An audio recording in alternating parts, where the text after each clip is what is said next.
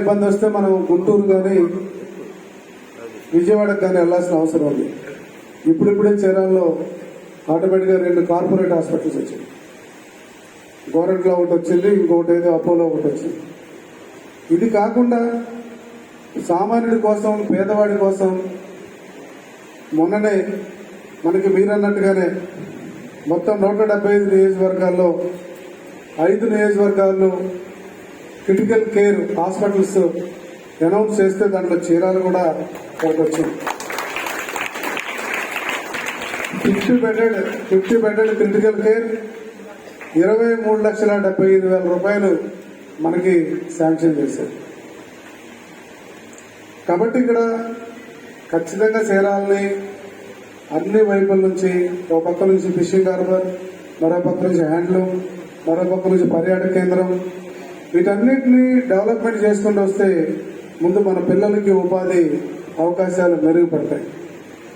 నిన్న ఒక పర్సన్ చెప్పాడు నాకు, చీరాల్లో అత్యధికంగా చేనేతలు ఉన్నారు కదా, ఒక బ్రాండెక్స్ లాంటి చిన్న ప్రాజెక్టు తెచ్చుకుంటే 20-25,000 మందికి దాంట్లో పనిచేసే లేడీస్కి పనిచేసే అవకాశం దొరుకుతుంది అని ఒక ఆయన అన్నాడు.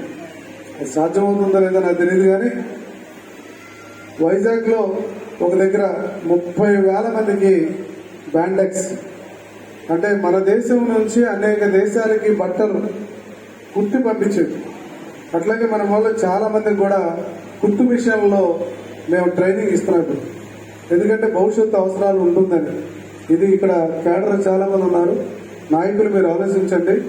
భవిష్యత్తులో ఒకసారి ఒక 10,000 మంది టైలర్లు కావాలి అంటే అది చీరాల్లో దొరికేటట్టుగా ఉంటే ఏదైనా ఒక టెక్స్టైల్ ఒక విభాగంలో అవకాశం దొరుకుతుంది. కాబట్టి ఖచ్చితంగా అందరినీ మీరు కొంచెం ముందుకు తీసుకెళ్లి ప్రేరేపించి ఈ ట్రైలరింగ్ లో నేర్చుకోవడానికి అవకాశం కల్పించాలి. అట్లాగే చాలా మంది డ్రైవర్లు కూడా అవసరం వస్తుంది. వీటన్నిటికీ ఏంటంటే ఒక స్కిల్ డెవలప్మెంట్ ప్రోగ్రామ్స్ పెట్టి డ్రైవర్లని, ఇలాగా టైలరింగ్స్ని, ఇట్లా ఇవన్నీ కూడా మనం భవిష్యత్తులో మన కేడర్ మొత్తానికి చెప్తున్నాం. మనందరం కలిసి ట్రైనింగ్ ఇప్పిస్తే చాలా అవసరం ఉంటుంది. ఎందుకంటే రేపు రాజధాని వస్తుంది, ఒకేసారి అన్ని కంపెనీలు వస్తాయి. వచ్చినప్పుడు డ్రైవర్ల కొరత ఏర్పడుతుంది. మాకు హైటెక్ సిటీ వచ్చినప్పుడు, అలాగే ఆనాడు ఎయిర్పోర్ట్ వచ్చినప్పుడు హైదరాబాద్లో డ్రైవర్స్ కొరత చాలా ఏర్పడింది. దానికి అప్పుడు ఏం చేసిందంటే, అక్కడ ఎవరైనా డ్రైవర్గా ఉంటే వాడికి బండి ఇప్పించేసి నువ్వే తోలుకోమని చెప్పేసి లోన్లు కూడా ఇచ్చారు అక్కడ ఉన్నటువంటి ఎయిర్పోర్ట్. కాబట్టి ఇక్కడ అవకాశాలు రేపొద్దున వస్తాయి. వచ్చిన రోజున మీకు ఆ రోజు నేర్చుకోవాలంటే నేర్చుకోలేరు. స్కిల్ డెవలప్మెంట్ ప్రోగ్రామ్స్ కూడా పెట్టాల్సిన అవసరం ఉంది. మనకి చాలా మందిని తయారు చేయాలి. ఇక్కడ హోటల్స్ లో కానీ, డ్రైవర్స్ గా కానీ, టైలర్స్ గా కానీ, ఇట్లా చాలా చేయాల్సిన అవసరం చీరాల్లో ఉంది. ఏదైతే ఇక్కడ నిరుద్యోగ సమస్య, ఉపాధి అవకాశాలు లేవో రాబోయే రోజుల్లో ఆ దిశగా మనం వెళ్లాల్సినటువంటి అవసరం ఉంది అనేది నా అభిప్రాయం. సో ప్రిన్సిపాల్ గారి ఒక గొప్ప విషయం 2 మాటలు చెప్పారు. కేంద్ర ప్రభుత్వం ఈ రోజున మనకి మంచినీళ్ళు ఇస్తుంది, జలజీవన మిషన్ బయట.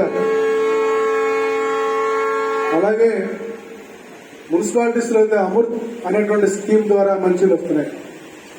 ఈ రోజున మనకి చాలా స్కీమ్స్ అన్ని కూడా కేంద్ర ప్రభుత్వం ద్వారానే వస్తున్నాయి.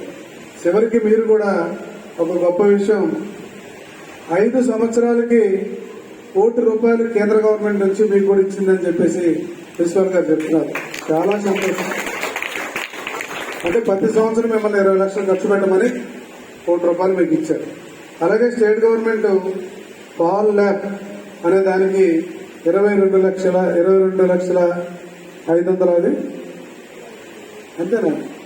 22,500 లక్షలు కదా, అదే పెద్ద అమౌంట్ కాదే. So very simple. పెద్ద అమౌంట్ వచ్చేసరికి స్టేట్ గవర్నమెంట్ నుంచి కూడా చూద్దాం. ఇక్కడ మీకు పైన అన్ని రూల్స్ ఉన్నాయండి. ఏం చేయాలి మరి మీ ఇంకా సార్? డెఫినెట్ గా మీరు అప్లై చేయండి. ఇవాళ ఏదో వచ్చాం మాట్లాడడం అనేది కాకుండా ఏమైంది రూపీ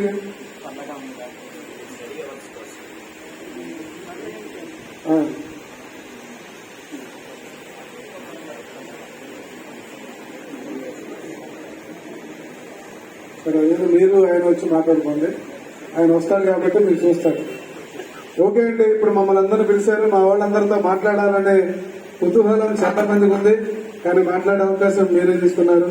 ఉన్న కొద్ది భాగాన్ని నేను తీసుకున్నాను. సో మీ అందరికీ కూడా ఈరోజు మమ్మల్ని పిలిచి ఇక్కడ ఇంత గొప్పగా నాకు తెలియని విషయాలన్నీ కూడా హెడ్ మాస్టర్ గారు మాట్లాడారు. చాలా సంతోషం.